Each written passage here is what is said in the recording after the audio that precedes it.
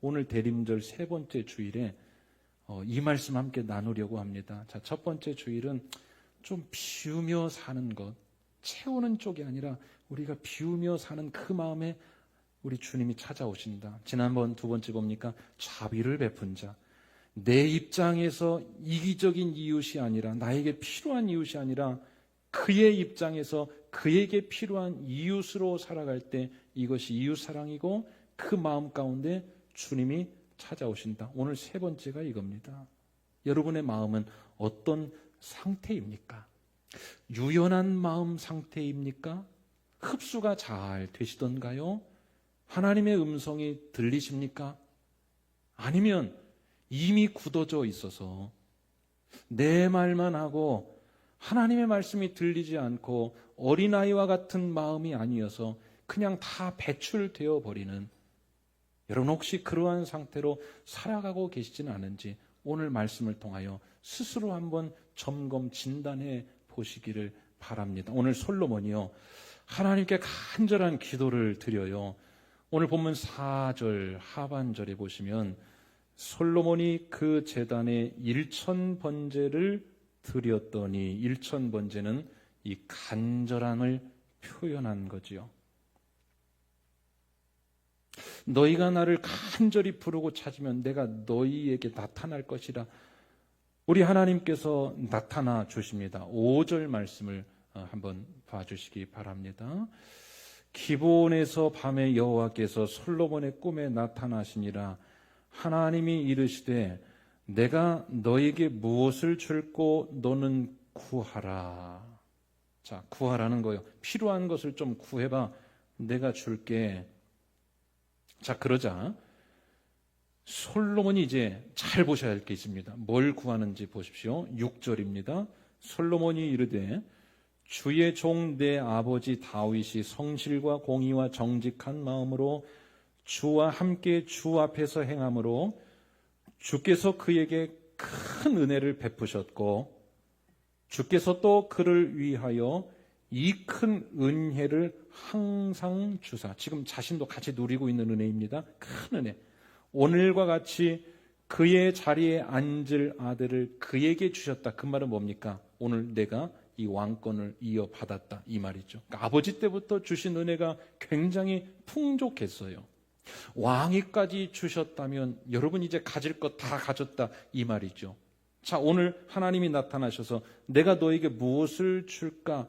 원하는 대로 구해라 라고 했을 때 항상 큰 은혜를 입었고 아버지 때의 왕권까지 다 받은 부족할 것이 없는 이 솔로몬이 뭘 구했는지를 잘 보시는 게 중요합니다. 자, 뭘 구했을까요? 7절 말씀 한번 보시죠. 나의 하나님 여호와여, 주께서 종으로 종의 아버지 다윗을 대신하여 왕이 되게 하셨사오나 종은 작은 아이라 출입할 줄을 알지 못하고 주께서 택하신 백성 가운데 있나이다. 그들은 큰 백성이라 수요도 많아서 셀 수도 없고 기록할 수도 없사오니 누가 주의 이 많은 백성을 재판할 수 있사오리까? 그 다음 뭡니까? 듣는 마음을 종에게 주사. 이 부분입니다. 듣는 마음을 종에게 주사. 이걸 구했어요. 주의 백성을 재판하여 선악을 분별하게 하옵소서. 당시 왕이 하던 큰 세 가지 기능 중에 하나가 이 재판하는 일이었습니다. 재판을 잘해야 그게 여러분 성왕이었습니다. 이 재판을 내가 어찌할 수 있사오리까? 듣는 마음을 종에게 주십시오. 그가 구한 것은요, 다 가지고 있는 그가 구한 한 가지가 뭐였냐? 듣는 마음이었습니다. 이 듣는 마음이 그럼 뭘까? 같은 사건을 기록하고 있는 역대하 말씀에서는 우리가 잘 아는 솔로몬이 무엇을 구했다? 지혜라고 말하지요. 지혜를 구한 솔로몬이 칭찬을 받고 부와 장수와 명예까지 그에게 덤으로 주어지지 않습니까? 그 말은 뭡니까? 하나님께서 그가 구한 그 지혜가 너무나 마음에 들었다 이거죠. 그 지혜가 오늘 열왕기상에서 구체적인 단어로 표현되어 있습니다. 듣는 마음. 레브 쇼메아라는 단어입니다. 자, 그러면 이 듣는 마음 두 가지가 섞여 있죠. 듣다와 마음입니다. 이 듣다라는 동사는 히브리어 샤마입니다. 샤마. 근데 이 샤마의 뜻이 뭐냐면 복종하다. 복종하다. 하나님, 저에게 복종하는 마음을 주십시오. 그럼 이게 왜 듣는 마음일까? 루터라는 분은 이 부분을 성경을 번역할 때 이렇게 번역해 기록했습니다. 순종하는 마음. 하나님 그 마음을 제게 주셔서 복종하는 마음, 순종하는 마음, 그 듣는 마음을 제게 주셔서 하나님의 음성이 나에게 들려서 들린 것을 가지고 재판하게 해주십시오. 이 표현입니다. 여러분, 그 재판에서 나온 게 뭡니까? 여러분, 그 유명한 재판 사건 아니겠습니까? 하나님 나에게 듣는 마음을 주셔서 그 듣는 마음을 통한 하나님의 음성을 듣고 재판하게 하옵소서. 10절을 한번 보십시오. 솔로몬이 이것을 구하매 그 말씀이 주의 마음에 든지라. 왜 들었을까요? 왜 그냥 마음에 쏙 들었을까? 백성들이 일찍이 이스라엘 백성들의 역사를 보면 이게 안 돼서 다 망하고 이게 안 돼서 하나님 속을 지긋지긋하게 속을 썩였는데 보니까 솔로몬은 딱 그 살 길을 구하는 거예요. 하나님 들리게 해주세요. 들리게 해주세요. 듣는 마음을 주시옵소서. 구하자. 하나님께서 마음에 쏙 들어서 그것을 허락하셨다는 거죠. 자, 다시 묻습니다. 사랑하는 여러분, 하나님의 음성이 들리십니까? 하나님의 음성 어떻게 듣고 사시죠?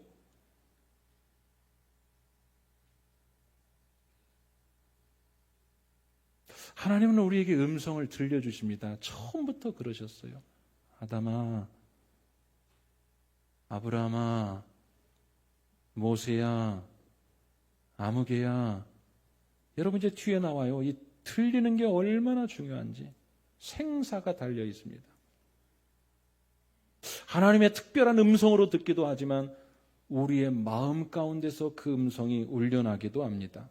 하나님의 기록된 말씀을 통하여 우리가 그 음성을 듣기도 하고요.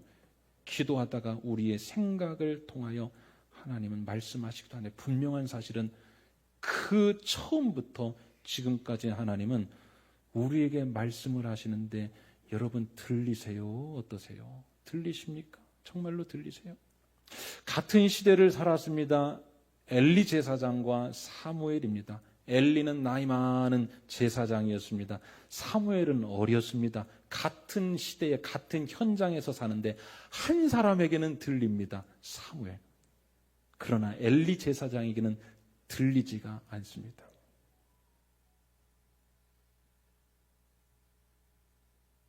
사무엘을 하나님이 부르시죠. 그때 주여 말씀하옵소서, 주의 종이 듣겠나이다. 그리고 그를 통하여 하나님은 민족 역사를 이루어 가시죠. 엘리 제사장은 이제 듣는 귀가 그의 몸이 비대했던 것처럼 영적으로도 그 의미하는 바를 성경은 뉘앙스를 풍깁니다. 그의 영적으로도 비대해져서 들리지 않고 사무엘이 음성 듣고 찾아갔을 때 가서 자라 이런 이야기는 하고 있어요. 그는 영적으로 죽고 한 사람은 들리는데 한 사람은 안 들립니다. 자, 재미난 것은 성경에서 이 듣는 마음을 어떤 단어로 표현할까? understanding이라는 단어 잘 아시죠? understanding heart.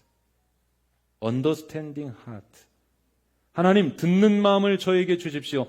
understanding heart. understanding 뭡니까? 아래에 서는 마음이죠.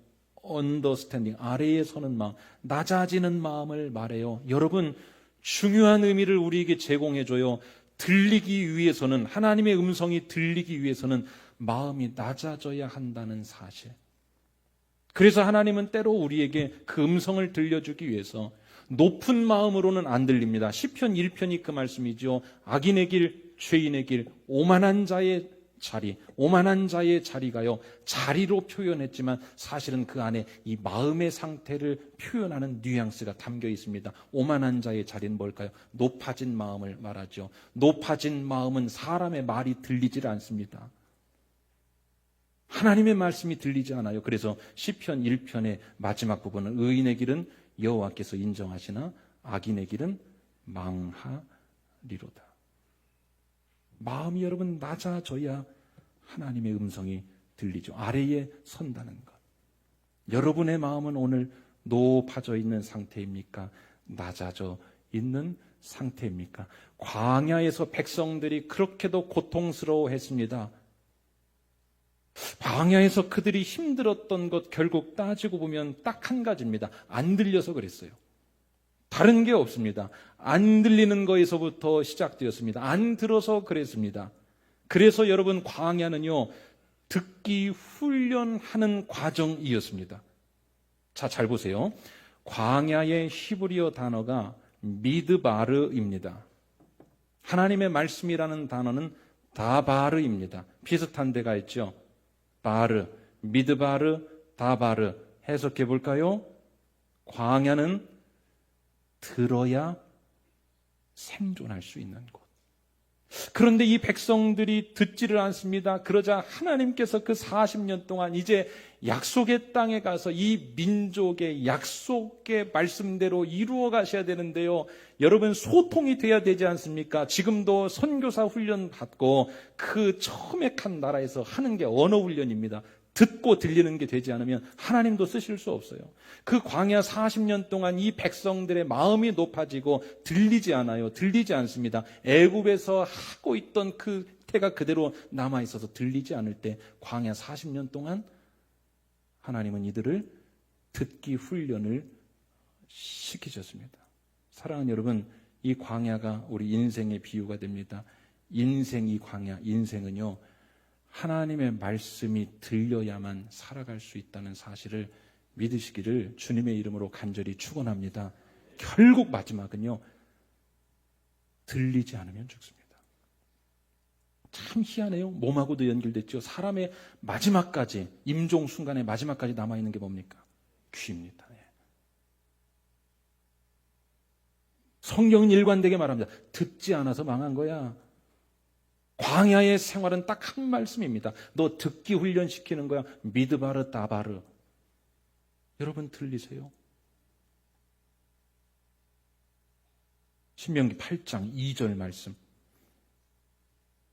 내 하나님 여호와께서 이 40년 동안에 내게 광야 길을 걷게 하신 것을 기억하라.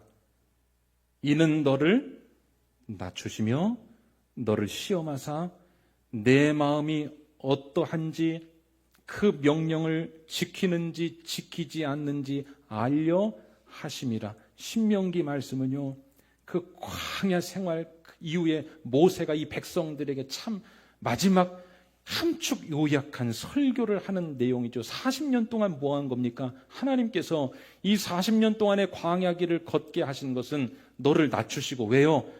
들어야 하기 때문에 그 말입니다. 안 들리니까 들어야 하기 때문에 너를 낮추시고 네 마음이 어떠한지를 확인하려 들리는 마음으로 만드시려고 그랬다는 거죠. 자, 신명기 8장 3절 말씀 한번 보십시오. 너를 낮추시며 너를 줄이게 하시며 또 너도 알지 못하며 네 조상들도 알지 못하던 만나를 내게 먹이신 것은, 그러니까 만나를 먹이신 장면을 한번 기억해 보세요.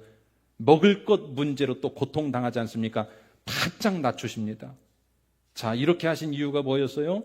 그 당시에는 뭐였습니까? 아, 이거 먹는 문제의 싸움이거나 먹는 것 때문에 고통스럽구나. 그러나 모세는 다르게 해석합니다. 자, 그 다음 읽어봅시다. 사람이 떡으로만 사는 것이 아니요 여호와의 입에서 나오는 모든 말씀으로 사는 줄을 알게 하려 하심이라.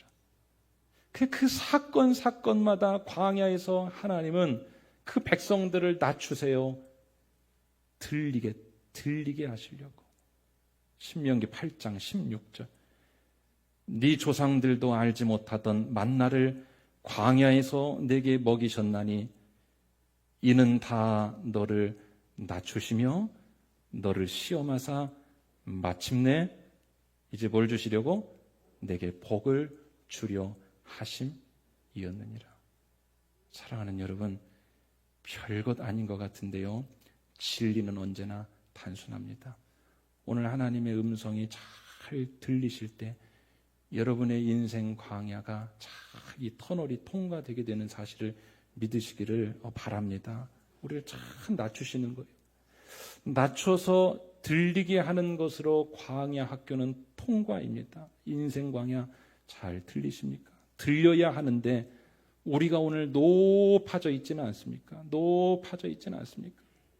광야 사건의 만나의 문제 같았는데 그것을 가지고 낮추시고 철저히 시험하셔서 그들로 듣게 하시고 들리는 자가 되자 그때 이제 광야 터널을 다 지나가게 하신데, 사랑하는 여러분, 오늘 우리가 가지고 있는 인생의 문제들은 다양하고 각자의 문제들 가지고 있습니다. 그러나 그 모든 인생 광야의 문제는 오늘 신명기 8장 이하의 말씀처럼 들리는 순간이 되면 하나하나씩 그 문제가 풀어진다는 사실을 믿으시기를 주님의 이름으로 간절히 축원합니다.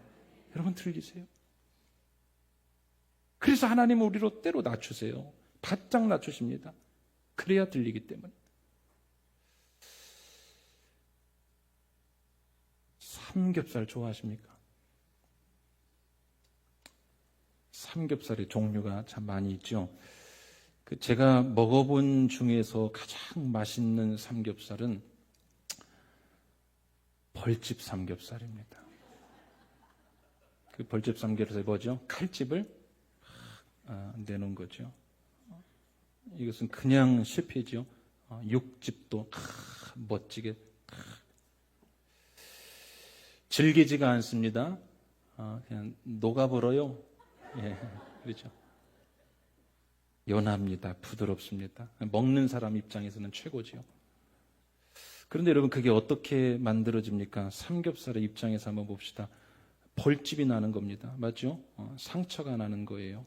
칼집이 나는 겁니다. 어떤 고깃집은 커다랗고 끝이 그 우둘투둘한 이 쇠망치를 특별 제작을 해가지고 그것을 막 고기를 그것으로 두들겨 패지요.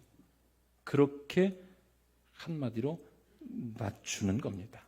거기에 양념이 배어들기도 하고 주인의 손맛 그대로 비로소 나기 시작하는 거죠. 최고의 상품이 되는 겁니다.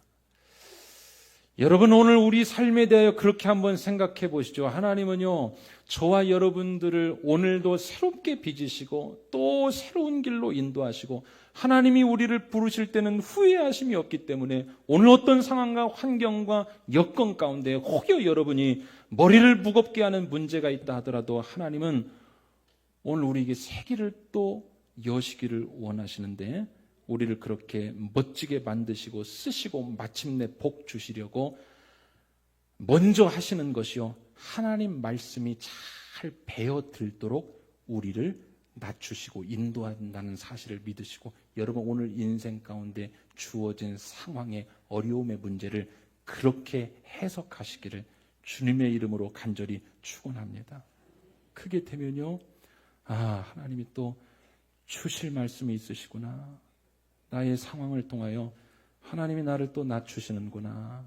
그래서 그 말씀이 들리면 우리는 살아나고, 내 안이 너무 꽉 가득 차 있어서 그 말씀이 들리지 않으면, 상황을 통해서도 말씀하시고 사람을 통해서도 말씀하시고 막히게 하는 것으로 말씀하시고 열리게 하는 것으로 말씀하시고, 오늘 우리에게 말씀 주실 때 그 말씀을 잘 받아 들어 살아가시면 그게 여러분에게 가장 인생의 큰 복이 된다는 사실 다시 한번 믿으시기를 주의 이름으로 축원합니다. 그래서 여러분, 스가랴 7장 13절 말씀은 우리에게 이렇게 증거하고 있습니다. 내가 불러도 그들이 듣지 아니한 것처럼 그들이 불러도 내가 듣지 아니하리라. 만군의 여호와가 말하였느니라. 무슨 말씀일까요? 이 시대를 두고 말씀하시는 것 같아요. 그렇게 내가 불러도, 그렇게 불러도 너희가 듣지 않았기 때문에 나도 이제 속상해 죽겠다. 그들이 불러도 내가 듣지 아니할 것이다. 여러분, 오늘 우리는 하나님과 어떤 관계입니까? 요한복음 8장 47절 한번 보시죠. 하나님께 속한 자는 하나님의 말씀을 듣나니 너희가 듣지 아니하면 하나님께 속하지 아니하였음이로다. 지금 어디에 속해 있으십니까? 지금 어디에 속해 있으십니까? 여러분, 부정적인 언어 한마디만 들어도 사람이 확 낙심하게 됩니다. 우리 주님의 말씀은 보화와 같고 금광명과 같이 살리는 말씀, 생기 주시는 말씀, 우리로 하여금 늘 힘과 용기를 주시는 말씀이기 때문에 여러분 귀를 확 열고 어린아이의 마음이 되어서 그 말씀을 잘 듣고 이번 한 주도 크게 우리의 생존법이니 그렇게 들으며 살아가시기를 주의 이름으로 간절히 축원합니다.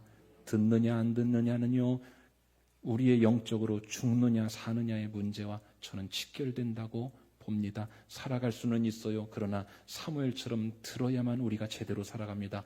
엘리 제사장처럼 들리지 않으면요, 살아있으나 죽은 자와 마찬가지입니다. 대림절 세 번째 주일을 보내고 있습니다. 사랑하는 우리 성도님 모든 여러분, 하나님은 여러분은 정말로 사랑하시기 때문에 각자에게 주시는 음성으로 순간마다 시간마다 말씀하시는데, 어제와 같은 오늘 또 살아가지 마시고 이제 그 음성이 우리 가운데 잘 들리고 그 말씀이 우리 안에 잘 배어져 그 말씀대로 살아갈 때 여러분의 인생이 복 되시기를 주의 이름으로 축원합니다. 낮추시고 다지시고 어린아이와 같은 마음으로 듣는 마음으로 우리를 잘 만드셔서 여러분도 언젠가 욥과 같이 나를 단련하신 후에 내가 정금같이 나아가리이다, 이러한 고백이 여러분에게 있게 되시기를 바랍니다.